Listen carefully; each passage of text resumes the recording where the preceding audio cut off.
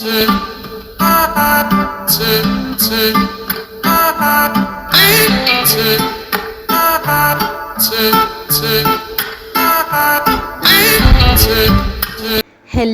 Everybody, my cutie patooties, कैसे हो आप सब लोग। अस्सलाम वालेकुम and welcome back to another very beautiful video. So I am finally back after recharging my social battery.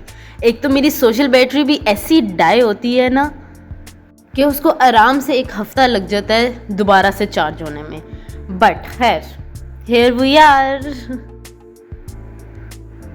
यार वैसे आई ऑनेस्टली डोंट गेट कि सोशल मीडिया इन्फ्लुएंसर व्लॉगर्स इतना एक्टिव कैसे रह सकते हैं अपनी कंटेंट क्रिएशन को लेके।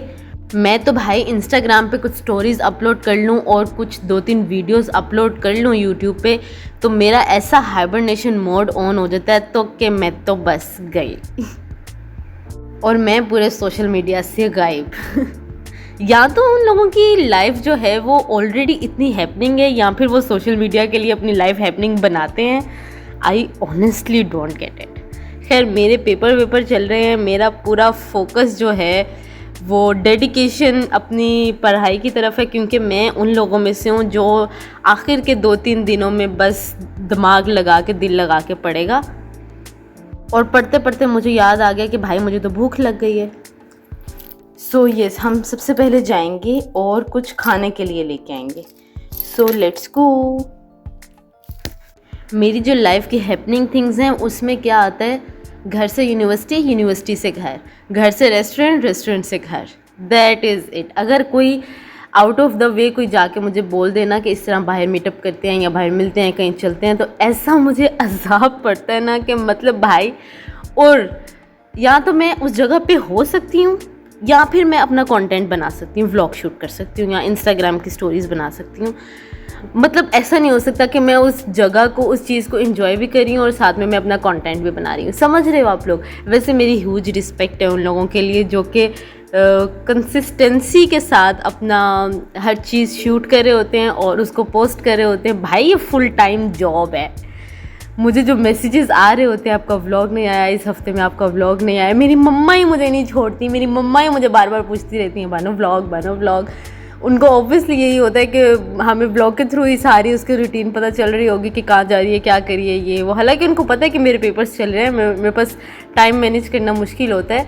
ये सिर्फ मैं वहाँ पे सुनती होती थी कि टाइम मैनेज करना मुश्किल होता है। मैं कहती थी कि प्रायोरिटीज़ है ना आपकी, अगर प्रायोरिटी है तो आपको टाइम मिलेगा ही मिलेगा। बट भाई साहब कहानी जो है ना वो फ्लिप हो चुकी है। खैर, यहाँ पे एक अमीर होने की निंजा टेक्निक है कि आपके पास जो बोतल्स है ना उसके ऊपर एक बना होता है साइन, रिसाइकल वाला। अगर उस बोतल के ऊपर, उस कैन के ऊपर, व्हाटएवर प्लास्टिक के ऊपर वो साइन बना हुआ है तो आप उसके थ्रू अमीर हो सकते हो। कैसे, ये मैं आप लोगों को दिखाती हूँ। यहाँ पे वैसे बड़ा सीन है। यहाँ पे लोग इधर उधर घूम रहे होते हैं, देख रहे होते हैं। जहाँ पे भी उनको कोई कैन मिलता है, कोई बोतल मिलता है ना, फटाफट से अपने शॉपिंग बैग्स में रख लेते हैं, क्योंकि उनको पता है कि इसका पी फंड मिलेगा। और वो पी फंड कैसे मिलेगा, हम इसको देखते हैं। So this is a machine. इसके अंदर हम लोगों ने अपनी बोटल्स डालनी है। हर बोतल के बदले में हमें 0.25 सेंट्स, मतलब कि 25 सेंट्स मिलेंगे। सही है। और 4 25 सेंट्स मिल जाएं तो 1 यूरो बन जाता है। इन शॉर्ट स्टोरी ये है कि अगर मैं 4 बॉटल्स इसके अंदर डालूंगी तो 1 यूरो मिलेगा। तो यहाँ पे मेरे पास बने जी 2.50 सेंट्स, मतलब 2 यूरो 50 सेंट। सही है।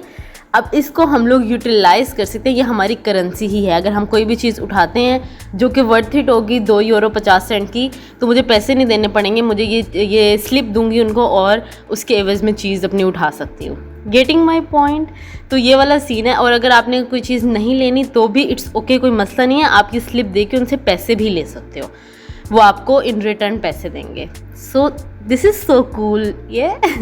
वैसे मैंने सुना है कि लाहौर में भी ये वाली मशीन्स जो हैं वो स्टार्ट हो गई हैं। आप लाहौर में भी लाइक प्लास्टिक रिसाइकल बहुत अच्छा है ये, कि जगह जगह पे आपको बोतलें फेंकी हुई नहीं मिलेंगी। आप सारी बोतलें उठा के मशीन के अंदर डालो, वो सारी रिसाइकल होंगी, उनका भी फ़ायदा होगा, पोल्यूशन भी कम होगी और ऑब्वियसली इन रिटर्न आपको भी फ़ायदा हो रहा है। सो अभी मैंने रेस्टोरेंट से जो हैं वो छुट्टियाँ ली हुई थी। क्योंकि मेरे पेपर्स चल रहे थे और आई रियलाइज़ कि घर में तो मेरे पास खाने के लिए ऐसा कोई चीज़ है ही नहीं, क्योंकि मेरा तो खाना पीना रेस्टोरेंट से हो रहा था।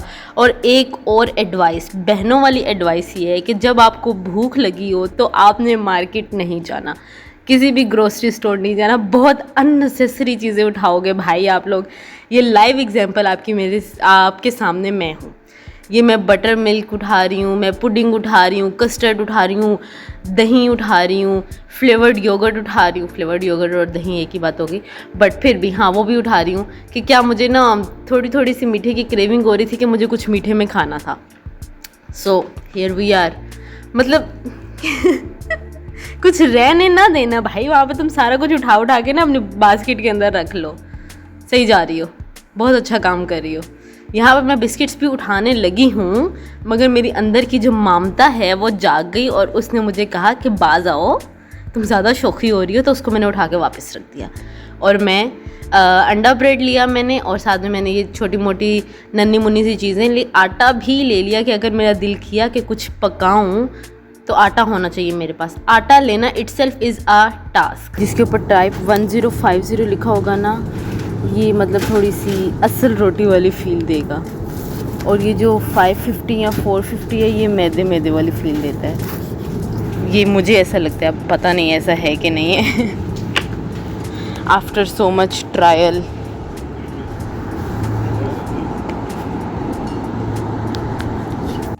यहाँ पे आई रियलाइज़ कि वैसे मैंने एक ब्लेंडर मार दिया है कि मैंने सिर्फ ब्रेड ले ली है और अंडे नहीं लिए, मगर खैर होगी, मेरे घर के पास ही है मार्केट, आई कैन। और हम सब जिस एज में हैं, जो स्पेसिफिकली एज चल रही है, जेनजी तो नहीं कह सकते, वाई जनरेशन जो है हमारी, भाई साहब हम सब इस फील में हैं। और या फिर मैं इस चीज़ को ज़्यादा फील कर रही हूँ कि जब हम खुद कमाने लगते हैं ना, तो हमारे अपने खर्चे पूरे करना मुश्किल हुए होते हैं। तो तब हमें एहसास होता है कि यार कितने अरसे से हमारे जो बाबा हैं वो पूरी फैमिली को पाल रहे हैं, और पूरी फैमिली में पूरी फैमिली आती है, नॉट 1 or 2 स्पेसिफिक पर्सन्स।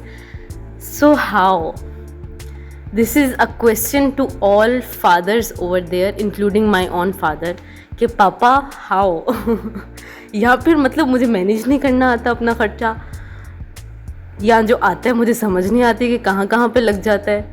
ये मुझे लिखना चाहिए, मगर मैं उन स्पेसिफिक वो जो 2-3% लोग होते हैं जो कि हर चीज़ छुट्टी मुन्नी काकी जो चीज़ें लिख रहे होते हैं, इधर खर्चा हुआ इधर खर्चा हुआ है, उन लोगों में से मतलब मुझे ऐसे लोग पसंद नहीं है। पसंद से मुराद कि मुझे पता है कि मैं ऐसे लोगों में से नहीं हो सकती हूँ, कि मैं करके भूल जाती हूँ कि मैंने कहाँ पे खर्चा किया था। तो आई थिंक सो कि मुझे वो चीज़ प्रैक्टिस करनी चाहिए। आई डोंट नो, अगर आप लोगों में से वो चीज़ किसी के लिए वर्क करती है तो डू लेट मी नो। खैर यहाँ पे मैंने एक लेटर पोस्ट करना था। लेटर्स वाली यहाँ पे गेम जो है वो बड़ी स्ट्रॉन्ग है भाई। हर चीज़ आपको लेटर बॉक्स में आ जाती है। आपका इनाम, आपका जो भी आपने कारनामे सर अंजाम दिए हुए हैं वो भी आपके उठा के लेटर बॉक्स में आ जाते हैं। फिर आपको उन लेटर बॉक्स में जो लेटर्स आए हुए हैं उनके रिप्लाई में जो आपने लेटर भेजना है वो भी आपको पोस्ट करवाना पड़ता है। ऐसा नहीं है कि आप उनको ईमेल कर दो या कॉल कर दो उसका रिप्लाई, ऐसा नहीं होता। आपने लेटर ही लिख के उनको पोस्ट करना होता है। Like this is some old tradition जो हम सुनते होते थे काफ़ी अर्सा पहले, जब मोबाइल फ़ोन्स नहीं होते थे तो यहाँ पे लेटर से ही सारी कम्युनिकेशन होती थी। यहाँ पे भी अभी भी जर्मनी में बहुत हद तक कम्युनिकेशन जो है वो लेटर्स के थ्रू ही होती है। और ये मेरा फर्स्ट टाइम था लेटर पोस्ट करना, तो इसलिए मैं यहाँ पे 4 यूरो वेस्ट करके जा रही हूँ। क्योंकि जो आपका नॉर्मल लेटर पोस्ट होता है ना, जो नॉर्मल आई गेस 5 से 7 दिन लेता है लेटर अगले तक जाने के लिए, तो वो आपका कॉस्ट करता है अराउंड 1 यूरो, राइट। और जो आपने स्पेशल इनविजिलेंस में पोस्ट करना होता है ना, वो आपका कॉस्ट करता है 4 यूरो का। तो खैर मुझे तो आइडिया इस बात का नहीं था, तो मैंने उसी बंदे से पूछा, मैंने कहा आप क्या सजेस्ट करते हो मुझे। वो कहते हैं नहीं आपको स्पेशल इनविजिलेंस वाला भिजवाना चाहिए। तो आई वाज लाइक ओके। तो फिर मैंने उसको 4 यूरो दिए और उसने मुझे एक ट्रैकिंग आईडी दे दी जिसके स्कैन करके तुम देख सकती हो कि कहाँ कहाँ पे तुम्हारा इस टाइम लेटर है। और वो not more than 1 day, like एक दिन के अंदर अंदर आपका लेटर अगले को पहुँच जाएगा। उसमें मेरा क्या फ़ायदा है भाई, वो 5-6 दिनों में पहुँचता है या एक दिन में पहुँचता है, मेरा क्या फ़ायदा है उसमें। तो खैर ये वाला कोई सीन पार्ट था, तो कोई बात नहीं, गलतियों से ही इंसान सीखता है। तो इस तरह की बहुत सारी गलतियों में से एक गलती ये थी। खैर छोड़ो, आओ पेट पूजा करते हैं।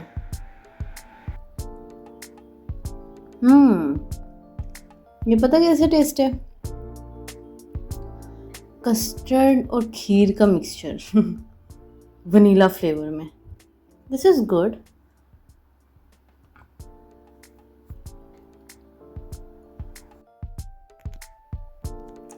मैं अपने पेपर की तैयारी कर रही हूँ बैठ के, बिकॉज मेरे पास सिर्फ एक दिन बचा है। और द पॉइंट इज़ कि वहाँ बैठी हुई थी ना, तो मुझे नींद आ रही थी। तो मुझे पता था कि मैंने इस टेबल के ऊपर ऐसे ही अभी ही हेड डाउन करके लेट जाना है। लेट क्या जाना है, लेकिन बैठे बैठे मैंने हेड डाउन कर लेना है और उसके बाद मैंने सो जाना है। तो जुगाड़ मैंने ये ढूंढा कि नमाज़ पढ़ने के लिए बैठी, तो वहाँ पे ही मैंने अपना तकिया भी लगा लिया कि यहाँ पे बैठ के पढ़ूंगी। ऑब्वियसली ज़मीन पे बैठ के पढ़ूंगी तो मे भी थोड़ी सी ज़्यादा एक्टिवनेस आए, यू नो। एंड उसके बाद जब मेरी बस हो जाएगी तो तकिया मेरे पास इधर ही सो जाऊंगी।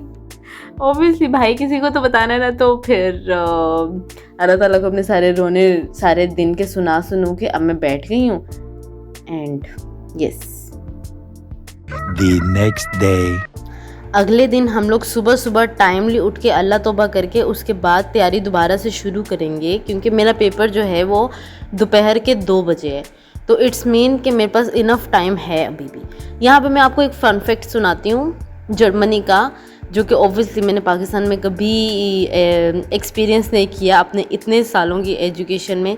पाकिस्तान में तो ये होता है ना कि आपकी एक डेट है एग्ज़ाम की, आप मरो जियो, आपका कुछ भी हो गया, आपने उस डेट को उस टाइम पे अपीयर होना है एग्ज़ाम में, अदरवाइज़ आप फेल हो। ऑब्वियसली अगर आप पेपर में ही नहीं बैठे तो इट्स मीन के यू मिस्ड योर चांस।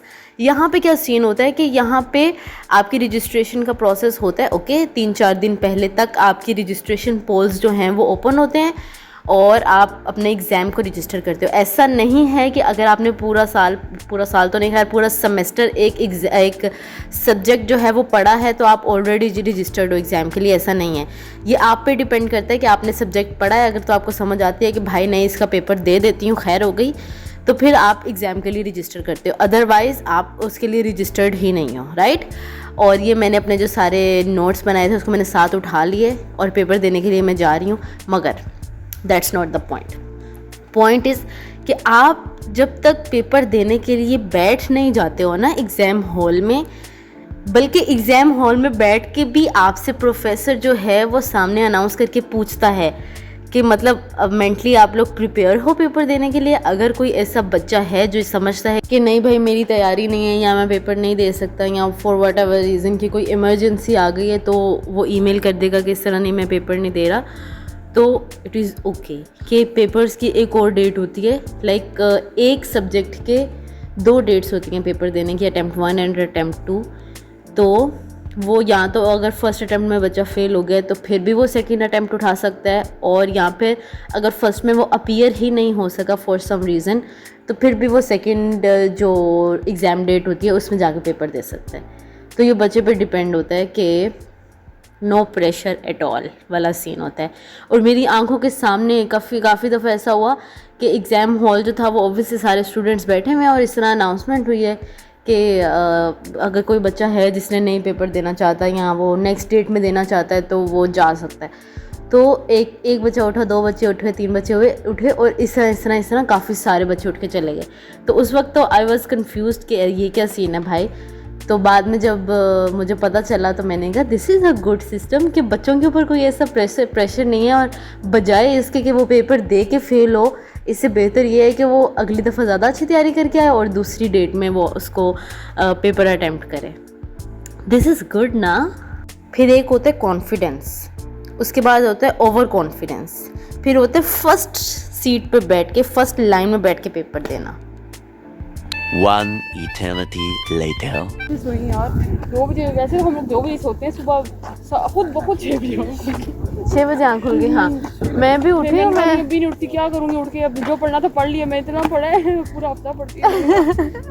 वैसे भी देखो ऐसे लग रहा है बला टली है सर से। और देख लो कि पढ़ने से क्या हुआ है यार हुआ तो है कुछ, मोना ऐसा नहीं था कि बिल्कुल हमारी आंखों से चीजें नहीं गुजरी हुई थी, कम से कम ये तो था ना कि हमें पता है कि है क्या। वाले को इतनी हैरत है, अल्लाह के निकालूं तेरा क्या की पता नहीं मुझे एमसीक्यू। शुरू से मुझे इस चीज़ पे बिलीव रहा है कि पेपर दे के आके पेपर नहीं देखना कि क्या करके आए हैं पेपर में। एक तो पेपर के अंदर टेंशन लेके आए हैं, उसके बाद वापस आके और टेंशन ले रहे हैं कि ओह शिट ये वाली चीज़ गलत हो गई, ये वाली चीज़ गलत हो गई।